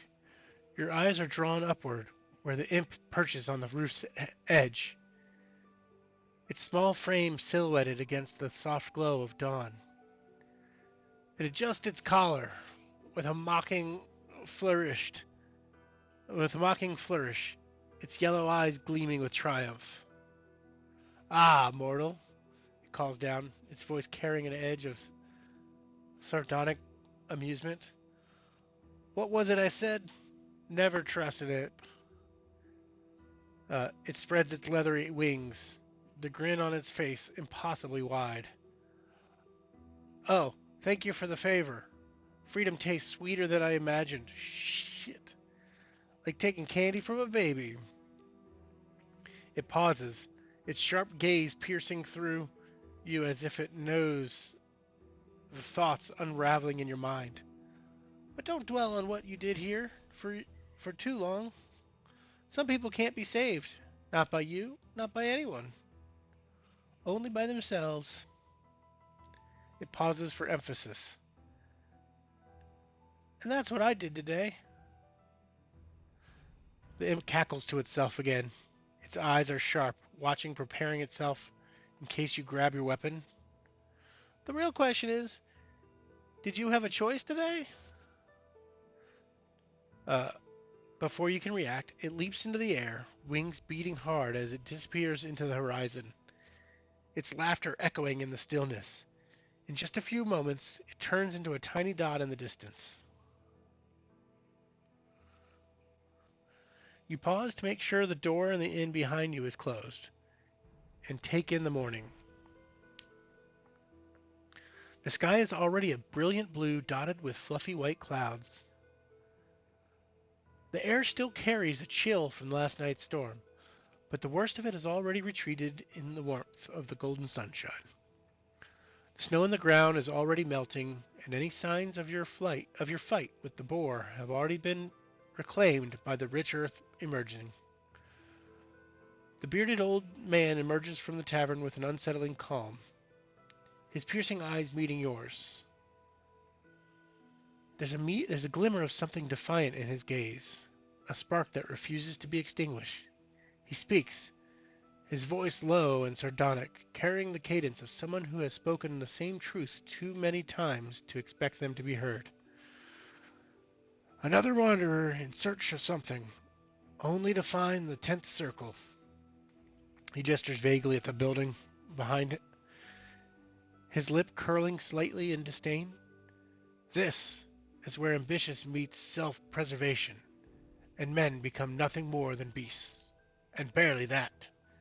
His tone sharpens, bitterness creeping in. They'll ignore the spring outside. The boar was left to rot on their counter. A gift from the gods, from the earth itself. A reminder of what they've lost. But even in the face of providence, they choose the comfort of their bowls of slop. They'll even ignore you, because acknowledging you means acknowledging the truth. That they've resigned themselves to this. They're no different from the rats in the walls. He leans slightly closer, his expression shifting to something almost predatory, like a wolf sizing up a stray lamb. You left where they could not. You hunger, but not just for food. You hunger for life. He reaches into his threadbare satchel and holds out the salt shaker he's been using on his stew. This is yours, isn't it? Ooh, sanctifying salt to your inventory.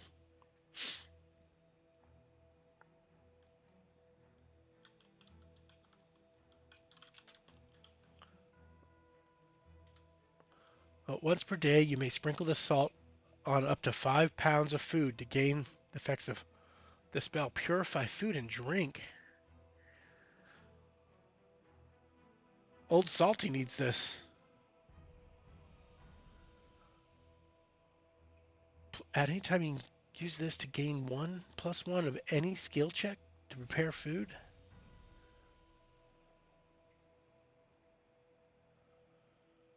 Uh, I need to take a screenshot and get this over to. At some point in the future, I need to get this to my other game.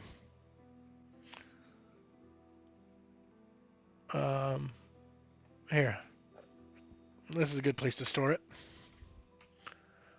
Perfect place to store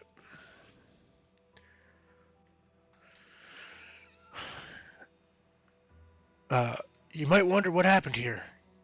Humanity happened here. The old man stretches his limbs, and a raven flaps down from the nearby tree and lands on his shoulder. But no one has forsaken them. Not entirely. The gods, and I, will return. When the frost arrives again. Winter always tests the soul, and perhaps then they will remember how to hunger. Not just for food, but for adventure, for life. He begins to walk away, but pauses, turning his head just enough to glance back at you over his shoulder. His lips curl into a faint, sarcastic smile. Besides, it gives me something to do, doesn't it?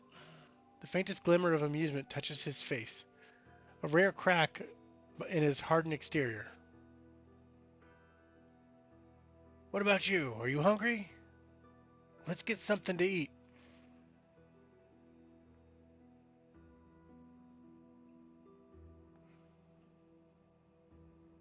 The end. Whew. That was good. A little creepy. Good. Stop that music. Heard that song too much. Um, yeah, system's doing all right.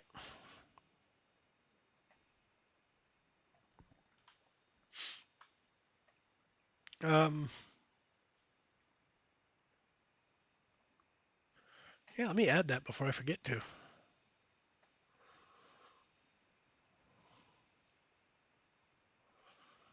Uh,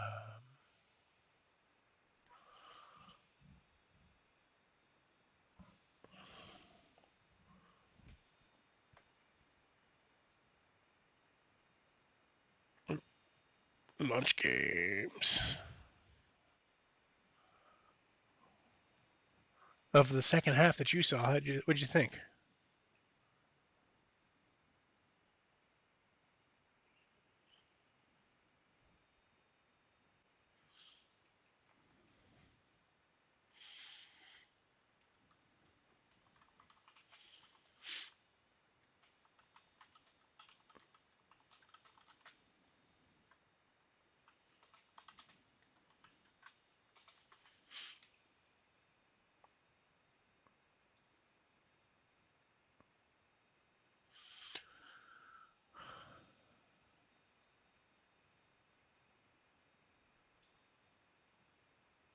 Handout.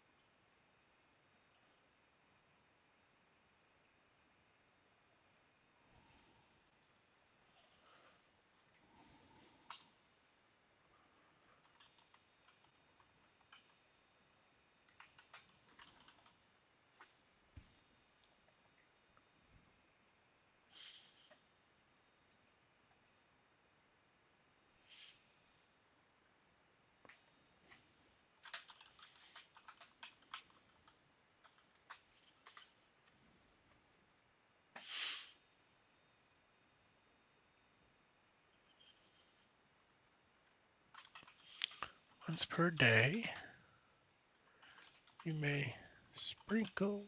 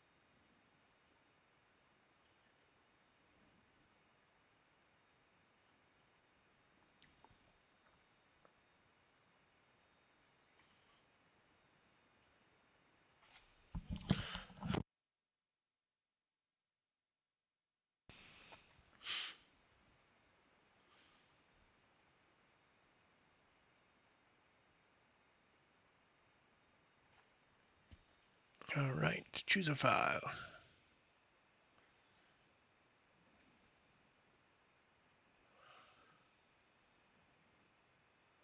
I shouldn't be sharing my.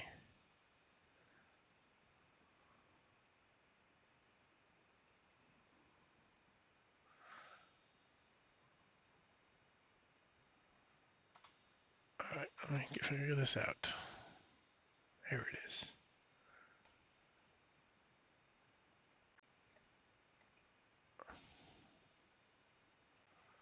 Come on, computer.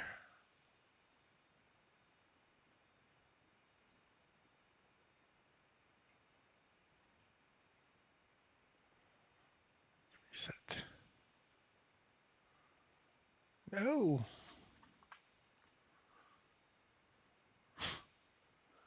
No.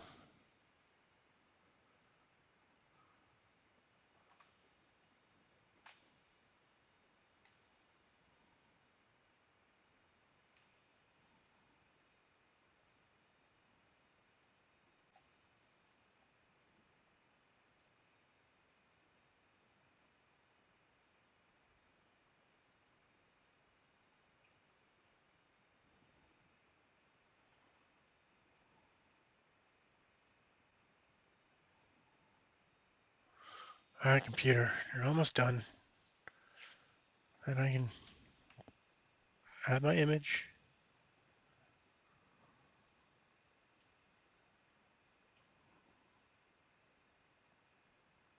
There you go. There it is. All right. Sanctifying salts added. And with that, looks like we're done. Another adventure, a short one. That was kind of fun.